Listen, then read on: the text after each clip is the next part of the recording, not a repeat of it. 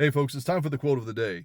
And if there's a bit of a pitter patter or a fucking deluge on my roof, I apologize. Nature be doing what nature do. Now, as far as the actual quote and the man I'm quoting today, you could say he was one of the greatest revolutionaries in the history of the world, in my opinion. At least one of the greatest revolutionary minds. That being said, a lot of times when I say revolutionary, people will have the immediate reaction of, "Oh, well, what government did he want to overthrow, or what was he fighting against, or whatever." And he was that kind of revolutionary, but he was more than that. He was much bigger than that. His ideas are much more sweeping than that, and that is why we're talking about a birthday boy today by the name of Mikhail Bakunin. Now, there are people out there in today's world that know who Bakunin is. Lots of people, actually, but his name doesn't really ring a bell for the average person. But his ideas will absolutely resonate with you. But they're the kind of things that you have to actually sit and listen to. You have to understand who this man was, and then you have to kind of give him a chance, to talk to you. Because if you've ever thought to yourself, or if you've ever heard the phrase power to the people, this is the kind of thing that he talked about. This is what, for him, the idea of anarchy is all about. It's not right now when people say the term anarchy, people just assume that it means like, buildings on fire and cats and dogs living together, mass hysteria, right? Like that's how they imagine it. But that's not what it is, and that's not how he ever put it forward. The idea is very simply, this is as simple as it can be. As long as you have a country, or it's called, they would call that the state back then. As long as you have the state, you have people in power over people that don't have power or that have less power. A class system, right? This is what we have in America. As long as you have people up here, then you're going to have people down here.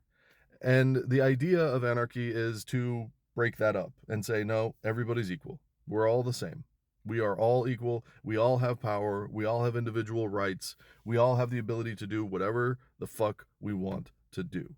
That's power to the people, at the ultimate power to the people, right? Like that's how it's supposed to be, at least at some level. We talk about freedom. We talk about, and this goes a little bit to the quote of the day yesterday, where I quoted JFK and I quoted Spangler. Like the idea of freedom is important, but what is your definition of freedom? A lot of people's definition of freedom is to just be able to fit in with other people. A lot of people's definition of freedom is to just, cling on to ideas and things that they've been told without actually thinking about them. A lot of people don't really want freedom. They just want a nice way of being told what to do.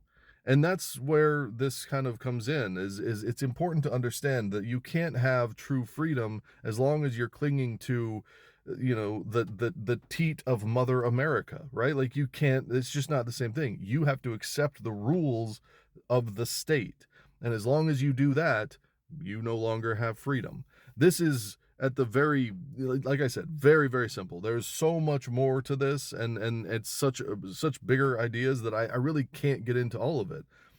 But I will say this about Bakunin, because I think that it's important to understand a little bit about this man. I don't remember what year he was born. I want to say it was like late 1700s. Maybe it was 1800s. I'm not sure, but or early 1800s, not late 1800s. I can't remember. But he was born into essentially aristocracy. His family was a wealthy family, or not a family of limited means by any stretch of the imagination, and it afforded him the ability to be educated. And through that education, he started to read other philosophers. He started to read these ideas that were, kind of vaguely revolutionary, and he fed on them. He loved them, and what a lot of it grew out of a kind of a disdain. He despised the way that his family was wealthy and they were treated differently, and all of these things. He didn't he even at a very young age was seeing the way the class system worked. He hated the fact that wealthy people were treated better than just somebody that was walking down the street. Like he didn't like that. He saw people as having innate value, and not in a way that was to be, stripped of them, but a way that, like, each person has an individual value and they were important and they mattered. That's how he saw the world.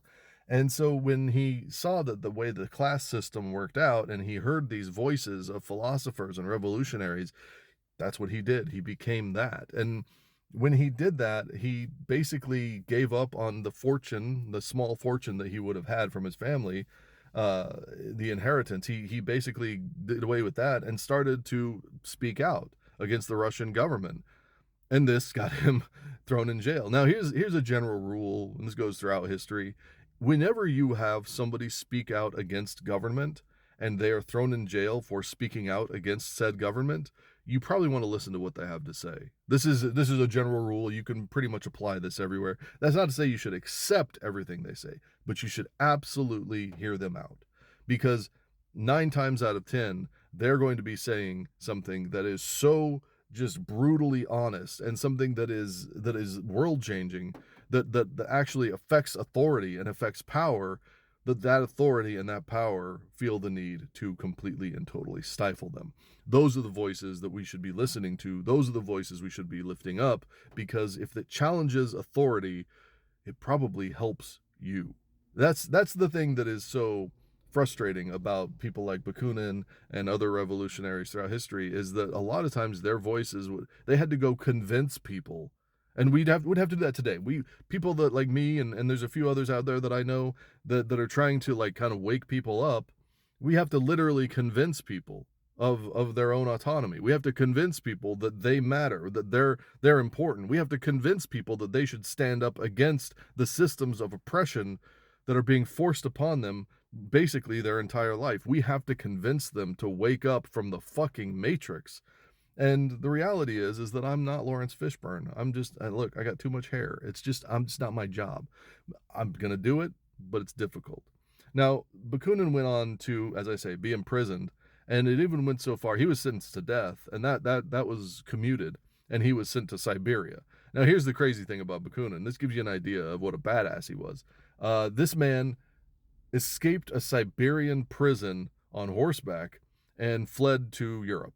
And he even showed up in America at some point in time. But he fled to Europe and basically helped stoke revolution in every country that he was in.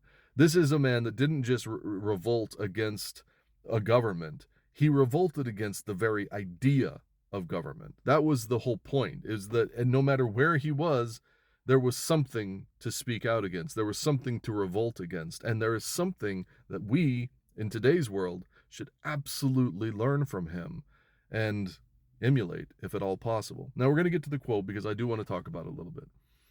Mikhail Bakunin once said, "If there is a state, there must be a domination of one class by another, and, as a result, slavery. The state without slavery is unthinkable, and this is why we are the enemies of the state." I'm going to read that one more time. This is heavy shit for some folks, but this is absolutely 100% true. This is definably accurate, especially in today's world. If there is a state, there must be a domination of one class by another, and as a result, slavery. The state without slavery is unthinkable, and this is why we are enemies of the state. You understand? That's where we are right now. Now, I know that there are going to be people out there that are like, there's no slavery now. Well, just so that we're clear, and I'm going to add another quote to this just so that we're clear about it. This is what he means when he says slavery. He also said, in antiquity, slaves were, in all honesty, called slaves. In the Middle Ages, they took the name of serfs. Nowadays, they are called wage earners. If you show up to your 9 to 5, that is a form of slavery. That's the whole point. That's what capitalism does. We are wage slaves. You've heard that term before. And this is what he was revolting against. This is what anarchy is talking about. It's talking about the fact that the state creates these systems, the things that I've often said we need to demolish, to destroy, and we need to change them. They create these systems to keep you under their heel so that you continue to show up to that fucking job.